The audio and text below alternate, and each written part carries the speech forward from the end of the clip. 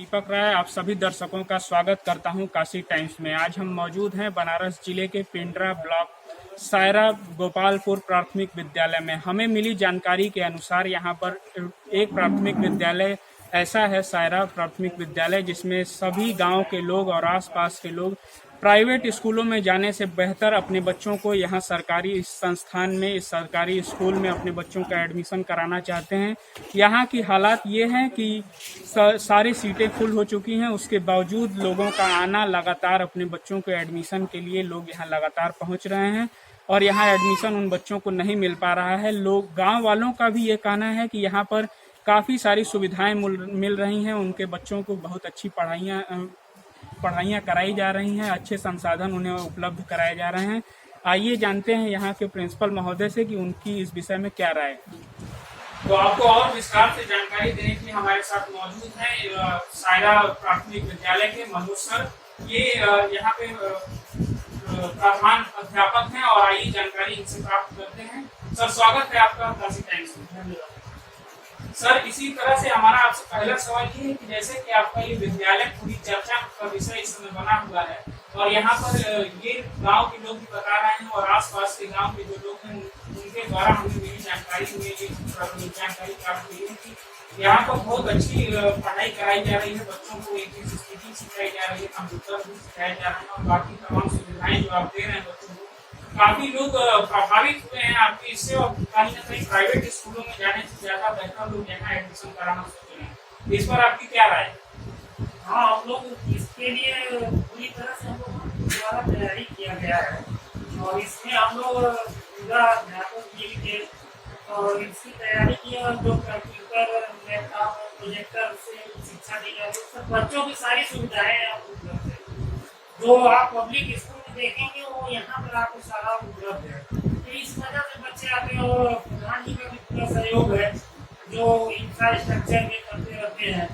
तो विद्यालय इस तरह से आपका पब्लिक स्कूल की करता है।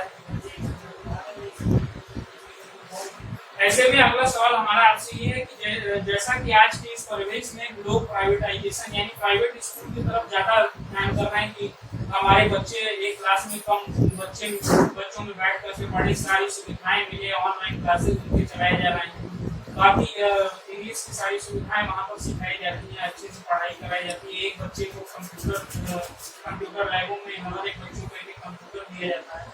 उसी प्रकार से आप हमारे दर्शकों को बताइए कि आपके यहाँ क्या क्या सुविधाएं हैं कि प्राइवेट से बढ़िया आपका स्कूल इस समय माना जा रहा है? सब हमारे यहाँ देखिए 2 स्मार्ट क्लास है, 2 प्रोजेक्टर से क्लास चलता है, उसमें लैपटॉप और कंप्यूटर के माध्यम से।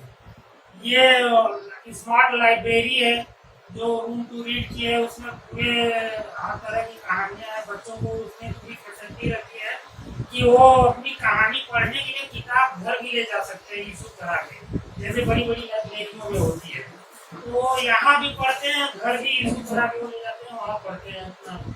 और अभी हम ये VR लैब यहाँ पर उद्घाटन हुआ है।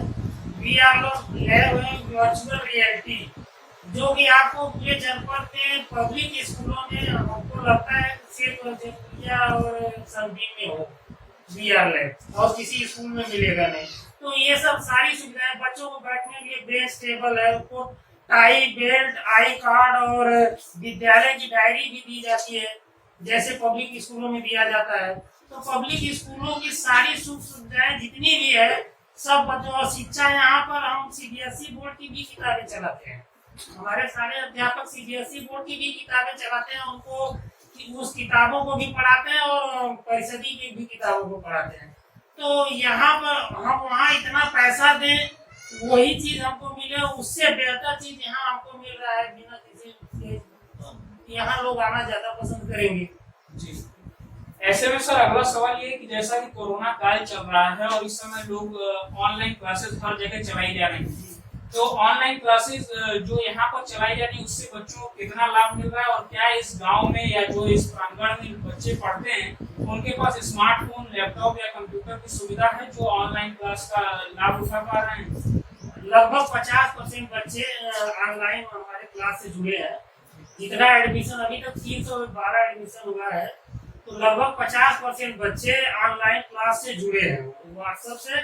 और हम लोग ऑनलाइन क्लास गूगल मीट के माध्यम से भी पढ़ाते हैं। वो बच्चे पढ़ते हैं, गूगल मीट से ऑनलाइन क्लास चलाया जाता है। और जो शेष बच्चे हैं उनको अध्यापकों द्वारा ऑफलाइन उनसे संपर्क करके उन्हें कार्य दिया जाता है। बीच बीच में या तो उनके घर जाके वो करके कार्य देते हैं, या उनको फोन पर उनसे बात करके कार्य देते हैं। इस तरह से अध्यापकों का उनसे भी मॉनिटरिंग होती रहती है जिनके पास ये मल्टीमीडिया मोबाइल नहीं। तो लगभग हम लोग सब बच्चों को इस शिक्षा से जोड़े हुए हैं और उनको पूरी तरह से शिक्षा दे रहे हैं कि वो वंचित न रह सके। तो ऑनलाइन और ऑफलाइन दोनों तरह की हमारे यहाँ पढ़ाई होती है। ऑफलाइन जो कीपैड वाली मोबाइल होती है उसमें फोन करते हैं, या अध्यापक घर चले जाते हैं उनके, जाकर उनको 8-10 बच्चों को बुला के उनको दे देते हैं, कार्य दे देते हैं, उनकी जाँच कर लेते हैं। इस तरह से यहाँ शिक्षा की व्यवस्था पब्लिक स्कूलों से तो खैर बहुत ही अच्छी है। पब्लिक स्कूलों का मैं बहुत अगर देखा हो कि वो या तो जूम ऐप से पढ़ा रहे हैं या गूगल मीट ऐप से पढ़ा रहे हैं। वो कभी भी ये नहीं पूछते कि बच्चे को कितना समझ आया, क्या तुम समझे क्या नहीं समझे।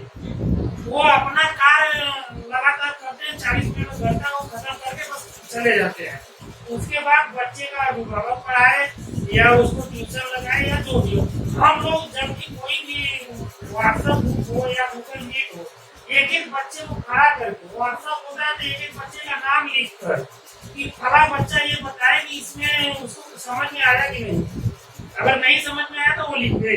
गूगल मीट में उसको खड़ा कराया जाता है कि आप वीडियो ऑन करो और बताओ कि आपको समझ में आया कि नहीं। जब वो पूरी तरह से अध्यापक संतुष्ट हो जाते हैं तब आगे बढ़ते हैं।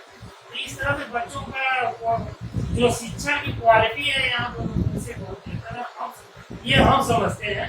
और ऐसे में अगला सवाल हमारा आपसे ये है कि जिला प्रशासन, जैसा कि कोरोना काल इस समय चल रहा है, तो इस समय जिला प्रशासन आपकी किस तरह से मदद कर रहा है बच्चों की सारी सुविधाएं बच्चों तक पहुंचाने के लिए, बच्चों की पढ़ाई में कोई नुकसान न पहुंचे, या फिर जैसा आप बता रहे हैं आपके अध्यापक गांव में दूसरे गांव में भी जाते हैं तो उनको संसाधन मुहैया सरकारें कराती हैं गवर्नमेंट के द्वारा, या खुद से आप अपने स्वेच्छा से ये सेवा कर रहे हैं? आपको हम ये पहले स्पष्ट कर दें कि ये इतना जो बदलाव देख रहे हैं इसमें सारा अध्यापकों का पूरा ही जो है अपना स्वयं का प्रयास है। उसमें प्रशासन का हम लोगों को इतने गांव में इतने देहात में है कि प्रशासन का हम लोगों के पास बहुत ज्यादा सहयोग नहीं मिल पाता है। जो कंपोजिट ग्रांट का पैसा आता है विभाग द्वारा, पूरा विभाग का ही वही पूरा सहयोग है। और जितने भी परिवर्तन है सब अध्यापकों के सहयोग, उनके अपने इच्छा शक्ति और उनका जो भी धन बल सब कुछ उनका प्रयोग होता है। और जो जाते हैं गांव में भी जाते हैं तो वो अपने पैसे से, जैसे कोई उनको एक्स्ट्रा ये मिलता है इस तरह। और जो इंफ्रास्ट्रक्चर में बदलाव है वो प्रधान जी कर रहे हैं। जैसे आप टाइल्स देख रहे हो और हैंडवाश इस तरह का बना है, तो इस तरह का प्रधान जी सहयोग कर रहे हैं। शिक्षा में जितनी भी आपको परिवर्तन दिखेगा वो समस्या। कंपोजिट ग्रांट की जो आप बात कर रहे हैं, तो कंपोजिट ग्रांट में कितने पैसे आपको मिलते हैं और उसका क्या इस्तेमाल हुआ? जैसा कि आप बता रहे हैं कि हैंडवॉश या टाइल्स, बाकी जो भी इंफ्रास्ट्रक्चर है वो प्रधान जी किए हैं, बाकी आपके अध्यापक गण हैं वो खुद के परिश्रम से बच्चों को पढ़ाते हैं। तो आप ये बताइए सरकार द्वारा मिले गए पैसा जो कंपोजिट ग्रांट बता रहे हैं उसका क्या इस्तेमाल करते हैं? कंपोजिट ग्रांट का पहले तो देख लीजिए, पहला चित्र बना है, रंगाई पोताई में इसमें होता है। उसके बाद जो भी जैसे अब अभी शौचालय में छूट गया था यूरिनल लगाने के लिए, विद्युतीकरण पूरा उसका वायरिंग सब करवाया गया। और जो भी बड़े बड़े अलमारी लिया गया, जितने भी मरम्मत के कार्य होते हैं उसमें कराया जाता है। और हैंड वॉश, बच्चों के लिए तौलिया और अभिलेख, जितने स्टेशनरी हैं उनके लिए प्रयोग करने के लिए जितने क्राफ्ट के कार्य सामान, मतलब जो भी सुविधाएं एक तरह से आप समझ रहे हैं विद्यालयों में दिया जाता है, उस सब प्रयोग करने के लिए कंपोजिट ग्रांट और लोगों के सहयोग की होता है। जैसे देखिए आपको साउंड बॉक्स है ये लिया गया है, तो ये सब कंपोजिट ग्रांट। तो कंपोजिट ग्रांट का राशि कितनी होती है ये आप हमारे दर्शकों को बताएं। हम हमारे विद्यालय में अलग अलग विद्यालय के छात्र संख्या के हिसाब से आता है। आप अपने विद्यालय में हमारे यहाँ 75,000 आता है। उसी कड़ी में आपसे आखिरी सवाल हमारा ये है कि जो मिड डे मील की सुविधा सरकारें चलाती हैं, उसमें आप हमारे दर्शकों को बताएं ये और जिला प्रशासन भी अगर हमारे माध्यम से ये देख रहा है तो ये जानना चाहता है आपसे कि सप्ताह वाइज जैसे सोमवार से शनिवार तक मिड डे मील भोजन जो बच्चों को कराया जाता है वो क्या क्या आप कराते हैं और सूची क्या है सरकार के द्वारा जो बना करके आप लोगों को दी गई, विस्तार से बताएं।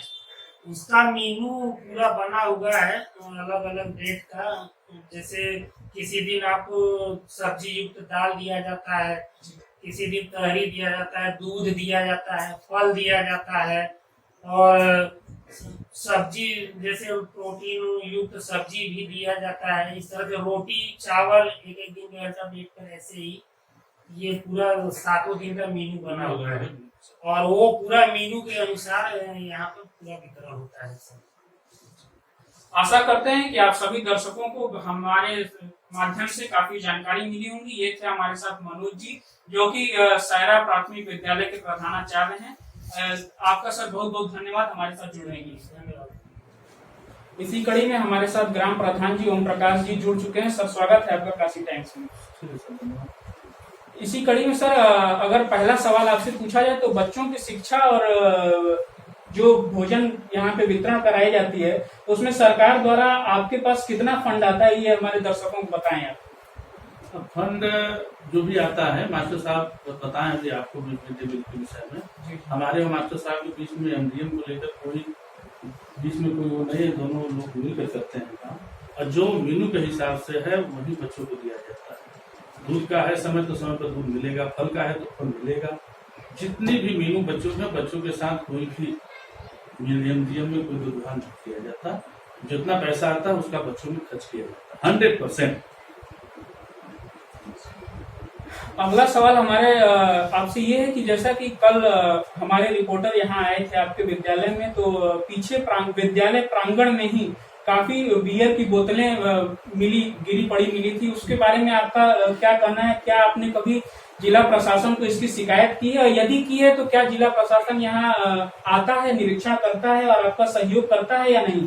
जी बीच में मास्टर साहब कुछ ऐसी बात किए थे, बियर की बात तो नहीं किए थे लेकिन सब कुछ यहाँ पर दुष्ट प्रवृत्ति कुछ लड़के मतलब खेलते उठते थे, ताशुश खेलते उठते थे, उसका शिकायत किया गया था थाना को।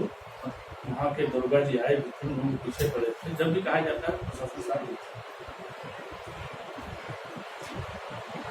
ग्राम प्रधान होने के नाते जैसा कि कोरोना का इस समय चल रहा है, ऐसे में सरकार द्वारा जो राशन वितरण की योजना बनाई गई है प्रधानमंत्री नरेंद्र मोदी के द्वारा, तो राशन वितरण में इस समय क्या क्या आप बंटवा रहे हैं इसके बारे में आप विस्तार से बताइए। और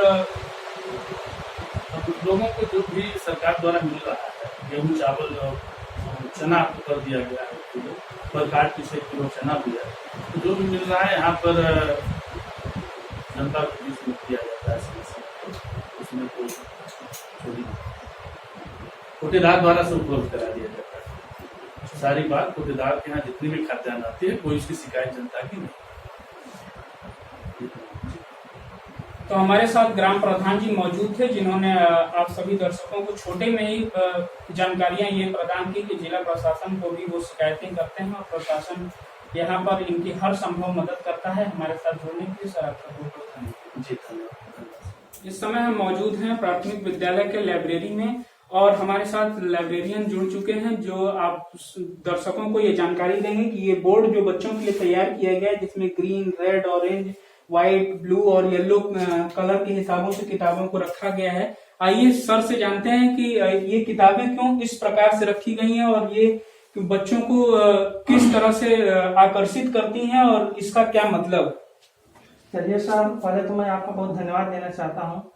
दूसरी बात सर, ये जो पुस्तकालय का निर्माण किया गया है एक संस्था है रूम टू रीड, जिसके द्वारा खोला गया है। इसमें बच्चों को पढ़ने के स्तर के हिसाब से पुस्तकालयों का जो है ये सीक्वेंस जो है लगाया गया है सर। इसमें आपको थोड़ा सा बताना चाहूंगा, इसमें सर जी जो आपको कलर्स दिखाई 7 कलर दिखाई दे रहे हैं, इसमें जैसे सबसे लोएस्ट कलर ग्रीन कलर दिखाई दे रहा है, उसमें बच्चों को जो किताबें रखी गई वो चित्रों को और 2 शब्दों को पहचान लेते हैं सर, ठीक है। बाकी जो रेड कलर है उसमें सर जी जैसे एक वाक्य को 2 वाक्य को मिलाकर बच्चे पढ़ लेते हैं। यदि इसमें सर थोड़ा मिस्टेक कर रहा है तो फिर हम उसको ग्रीन कलर में रखते हैं। तो इसी तरह से सर हम देखेंगे जो सीक्वेंस का लास्ट है जो येलो कलर दिखाई दे रहा है, यहाँ तक आते आते बच्चा जो भी किताबें उठाएगा इसमें वह धीरे धीरे फ्लुएंटली पढ़ना सीख जाएगा। तो सर इसकी कलर का मतलब का जो है यही प्रदर्शित करता है।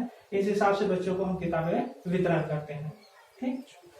ऐसे में अगला सवाल हमारा अगली लाइब्रेरियन जो मैडम है, मैडम से हम ये जानेंगे कि मैम बच्चों के संख्या के हिसाब से इस पुस्तकालय में कितनी पुस्तकें उपलब्ध हैं और किस माध्यम से उन्हें बच्चों को पढ़ाया जाता है कि वो सरल माध्यम से हर जानकारी प्राप्त कर सकें। सर सबसे पहले हम आप लोग का धन्यवाद देना चाहते हैं। इस लाइब्रेरियन में ये लाइब्रेरी हमारा 14 अगस्त 2018 को इस स्कूल में स्थापित हुआ है और ये हमारा इनका रजिस्टर है। इसमें हमारा 1565 बुक लाइब्रेरी रूम की तरफ से आया हुआ है, जो कि हर बच्चे को हर क्लास वाइज मतलब कि हर पीरियड बटा हुआ लोगों का। और इसमें कुछ गतिविधि है जिसका कि यहाँ हमारा बोर्ड लगा हुआ है, सब सारणी बना के। फर्स्ट है आर्य जिसको मुखर वाचन कहते हैं, जो कि हमारे अध्यापक बोलते हैं और बच्चे सुनते हैं। दूसरा है हमारा पेयर रीडिंग, जो कि बच्चे जोड़ों में पढ़ते हैं। और तीसरा है शेयर रीडिंग, जो कि बच्चे और टीचर दोनों साथ में पढ़ते हैं। और तीसरा IR, जो कि बच्चे स्वतंत्र पाठन करते हैं, अपने से पढ़ते हैं, जो कहानी पढ़े रहते हैं उसको पढ़ के सैटरडे के दिन हम लोग का सुनाते हैं, उन लोगों को सुनाते हैं। और हमारे बच्चे इसमें जो है कि इस रजिस्टर में हमारा जो है चेक इन चेकआउट, जो कि बच्चे खुद भी कर लेते हैं, अपना क्लास वाइज ले आते हैं, बच्चे एक एक करके अपना क्लास वाइज ले जाते हैं, चेक इन चेकआउट करते हैं और इसमें सारी गतिविधियों का हम एंट्री करते हैं। और जो रजिस्टर में होगा स्टॉक रजिस्टर भी है, जितनी बुक आती है उसमें एंट्री होती है, उसमें लेखक का, उसमें प्राइस है और क्या कहते हैं कि सब मतलब सारी डिटेल्स को उसमें हम दर्शाते हैं। और स्टेशनरी वगैरह भी हमारे बच्चों को कलर क्राफ्ट करने के लिए जैसे ये सब डेकोरेट किया गया है, कहानी वगैरह लिखने के लिए स्टेशनरी भी हमारा रूम टू उपलब्ध कराता है।